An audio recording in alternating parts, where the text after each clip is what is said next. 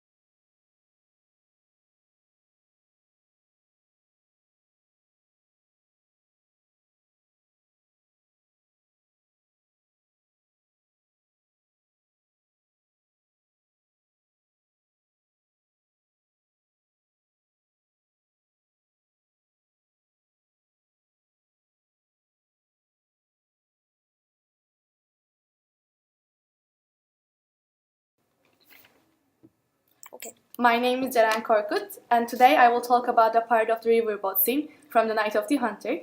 The Night of the Hunter is directed by Charles Laughton, and it was released in 1955. It is a fairy tale-like thriller, and it also has elements of horror, fantasy, and American fables. It can be considered as a genre breaker because in 1950s generally, the American film industry was mainly dominated by film noir, and although The Night of the Hunter shared German expressionism with film noir, it differed as it didn't have a femme fatale character, it wasn't focusing on Cold War, didn't have a gangster story, and it actually criticized the American society. The film is surrounded by the theme of the battle between good and evil, from the children's point of view, and this particular theme is delivered through a bogus preacher, Harry Powell, played by Robert Mitchum. And this character marries a naive widow to learn where her two children hid the money that their real father had stolen. The clip that I chose is 56 minutes 35 seconds into the movie, and it lasts until 62 minutes and 30 seconds. The scene begins with a direct reference to the socioeconomic conditions of the Great Depression era in Midwest America. In this scene, John and Pearl are looking for a house to find some food because they have been trying to escape from their evil stepfather for some time now. And as they come ashore and approach their house, the audience sees many other children also in the porch of the house, also looking for some food and a shelter. So with many other scenes like the prison scene, this scene also suggests the poverty during the Great Depression time and how many children were actually left orphan in those times. So it adds to the sociocultural aspect of the movie. Also, the composition and the mise-en-scène of the scene is worth elaboration. The two sides of the door are dark, so the only space that is left in the scene is the door space, and it is quite narrow. And as the children approach, this space is already occupied by other children. So this kind of narrow space, the narrow framing of the scene, shows that there is no place for the children in this house. And that's why the composition is quite unwelcoming for the children. This scene can be compared to the second time that the children come ashore, to the barn and the house. Unlike the claustrophobic framing of the first time that children come ashore again, the long shot used creates a wide scenery in here, and it provides enough space for the children in the second time that they land, and it suggests that the children can actually stay in the barn. Additionally, the reflection of the house and the barn on this calm water further increases the space, and at the same time, by creating a mirror effect, it adds a sense of magic to the whole scenery. During the whole river scene, the odd expressionistic elements are composed of shadows, silhouettes, and distinctive moonlight, and these elements suggest a transition from reality to abstraction. the background, the sky, is quite unrealistic due to how the lighting is used, how it is illuminated. Because in here, Charles Laughton probably wanted to reflect the children's point of view, as the scene is quite expressionistic, as the definition of expressionism goes. The own world, the mental stages of the children is expressed by this setting, by the background. The children have no bonds with the adult life anymore, so the mise-en-scène of the scene with its artificial sky, the moonlight, and its distinctive flora and fauna kind of aligns the viewer, us, to this new, unreal, and separated world of the children. And this idea of separation is also included in how the lighting is used and the close-ups to animals. In the second scene of the clip, in which Powell gives a speech to a crowd, the lighting is done by a practical. So having the light source in the scene gives this sense of reality, whereas in the riverboat scene, the lighting was quite artificial and it created a dreamlike world. And before moving on with the children from Powell, first there is this fade to an owl, a close-up to an owl, and owl throughout the movie represents a Powell, and afterwards there is a close-up to a turtle. And this close-up represents the idea of nature bearing this responsibility to protect the children, and it acts as a buffer between the two scenes and the two settings and the two worlds. And this general idea of nature protecting the children is also through the river, which acts as a refuge throughout this clip. And at the same time, in the barn, the dog barks in order to wake John up that the danger that Powell is approaching. So again, nature protects the children in a way. And this idea of safety is also included in the clip. In the scene before the children arrive to the barn, first the camera is quite static, the framing is quite static, and the camera kind of waits for the boat to come halfway to the river, to the frame, and afterwards, in order to keep a disparity, a distance between the right edge of the frame and the boat, there is this dolly shot in which the camera follows the boat to right. So in order to keep a distance, so this distance is called as the safety space. It again, this kind of framing again adds to the idea of safety. During the boat ride as a whole, the children have been moving towards right, and after they first arrive to the barn, Pearl first goes towards left. She goes towards left because she's lured by the caged bird and the lullaby that's coming from the house. This lullaby is semi-diegetic because although the audience knows the source of the lullaby, as the sound breaks the rules of sound and distance, it is semi-diegetic. And in the scene, staging of actors is quite crucial. Like Pearl, John also goes left first, and after Pearl asks to go home, John takes her to right. So this kind of theatrical movement of the children, this kind of staging, shows particularly how determined John is and how adamant he is, and how John is aware of the fact that there's not a home left in the left-hand side of the children, and how they should be moving towards right. Stanley Cortez, the cinematographer of The Night of the Hunter, in one of his interviews says that music gives characterization to lighting, and his statement is affirmed as the lullaby is synchronized with the scene in which the children are climbing up the stairs and the camera is upstairs of the barn. The lullaby sings as little children with hearts so brave. And in the scene, first the long shadows of the children is shown, and then the little bodies of the children appear. So with this extended usage of the shadows, as the lyrics go, Charles Laughton probably wanted to suggest how courageous the children are. Going to a scene just before this scene, as the children are climbing up the stairs, low angle shot is used, and this switch of angle to low angle shows how superior the children are, how courageous they are again. And the triangular composition of the staircase creates a house-like, a shelter-like composition. which adds to the idea of safety again. And the cow on the left-hand side of the scene again acts as a buffer like the turtle, and it kind of separates the two worlds, the left-hand side and the right-hand side, and it again adds to the idea of safety.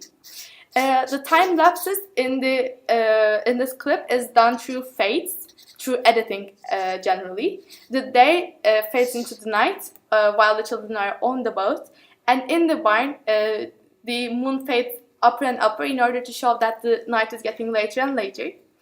Editing is also crucial when Powell invades the children's refuge in the barn. The children are asleep in the barn. First the dog barks to wake John up, as I have mentioned, and afterwards there's this medium close-up to John's face with shallow focus.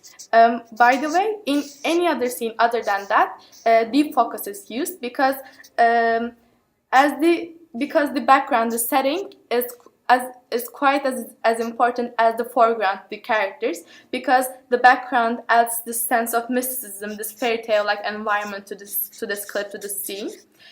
Going back to the medium close-up of John's face, first the sound of Powell invades the children's refuge, their safe zone. He says leaning, leaning, and afterwards there is a cut to an extreme long shot in which Powell is introduced. And this scene is quite expressionistic because it looks as if it is coming from is a part of a nightmare. And afterwards, a cut to John's face again, in which he flinches. With this kind of acting, with this gesture, Charles Laughton probably wanted to show how the once mental effect of Charles Laughton now become actually physical. And after two more cross cuts between John and Powell, there is this scene in which the audience sees John from his back and Powell passing by in front of him. Having the two characters this is the first time the three characters actually in the same shot throughout the whole riverboat scene in my clip. And with this kind of shot, Charles Laughton wanted to show how Powell had finally fully invaded the children's safe zone and how the land is no more secure for the children to stay.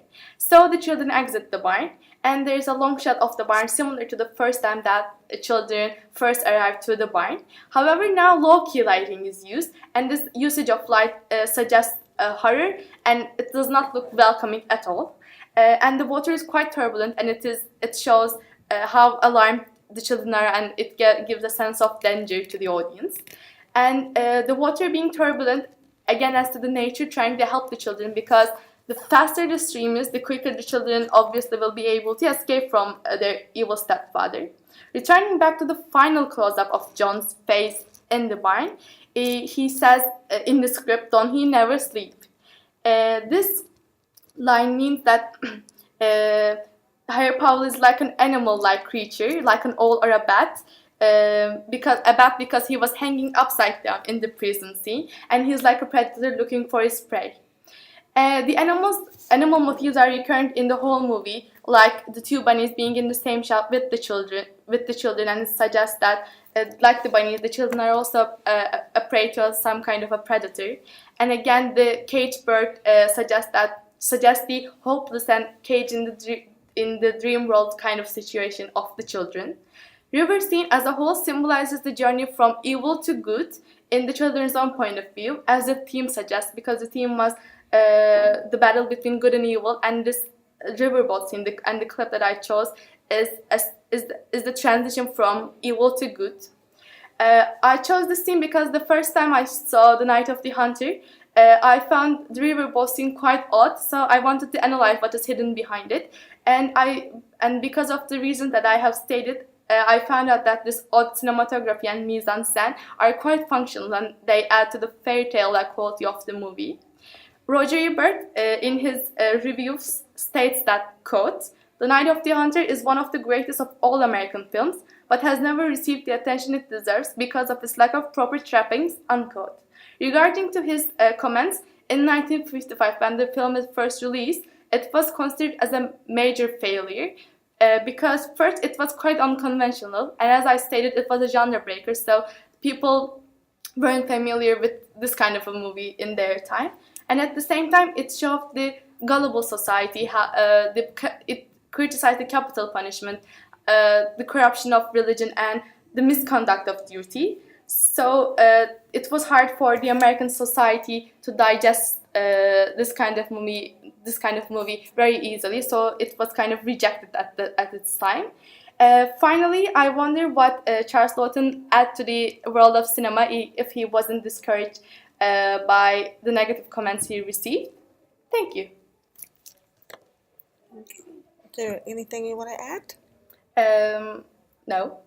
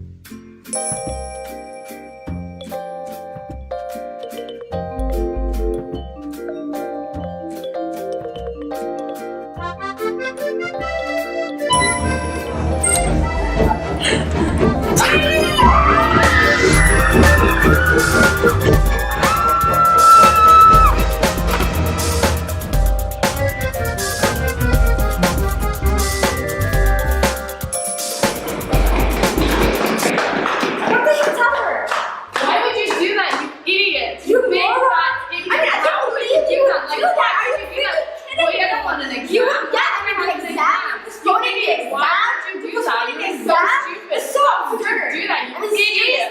You Seriously? big fat idiot. This is torment.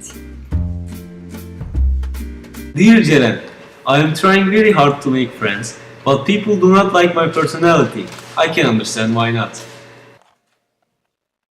Dear Ilkan, I was chastised for attacking my classmate Hande because she called me a freak. I believe the principal is against me. I'm grounded for life.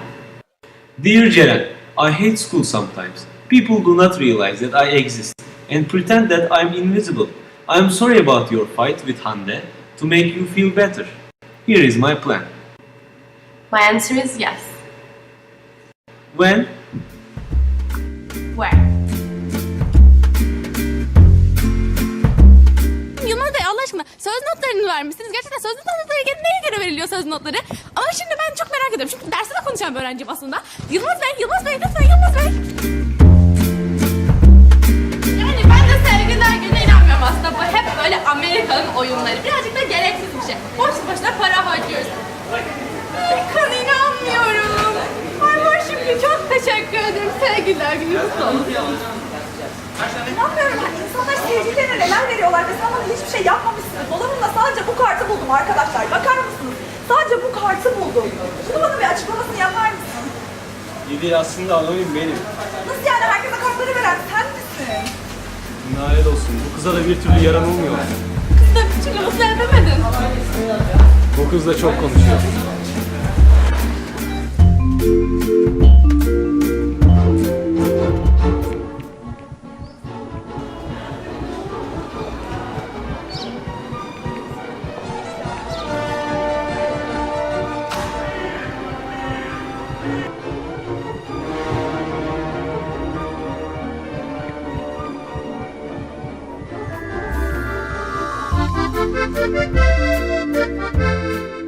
It was like any other Tuesday morning. I stopped by my locker, picked up my books, and headed to film class. On the way to film class, I ran into Mesa. As usual, we talked about class. It was fine, she was cheerful. She's always cheerful, that one. It's odd. Anyways, after we exchanged a couple of greetings and went on with our business, some guy just bumped into me. It was really rude. Anyways, then Emily came, and everything was better as we walked towards the IB film class.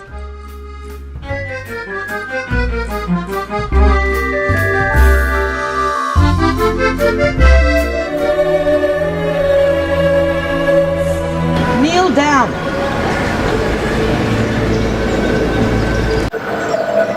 Do your homework. Don't plagiarize. Be honorable. And then graduate. Do you swear? Yes, I do. Then rise an ACI student.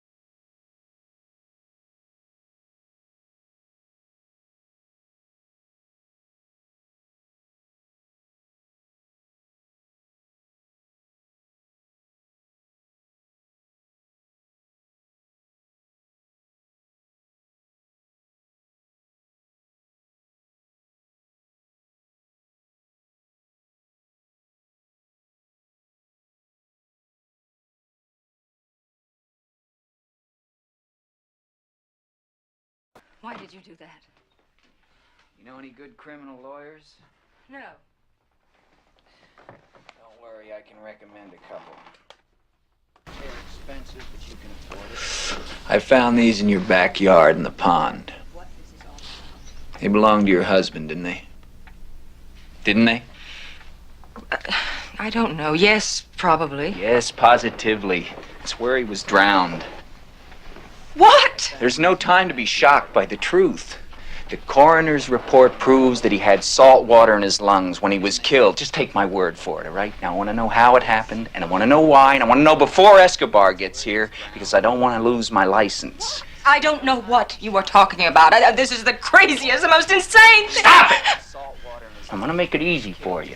You were jealous. You had a fight. He fell. He hit his head. It was an accident. But his girl is a witness, so you had to shut her up. You don't have the guts to harm her, but you got the money to keep her mouth shut. Yes or no? No! Who is she? And don't give me that crap about your sister because you don't have a sister. I'll tell you the truth. Good. What's her name? Catherine. Catherine who? She's my daughter. I said I want the truth. What's her name? Catherine. Catherine who? She's my daughter. I said I want the truth. She's my sister. She's my daughter. My sister, my daughter.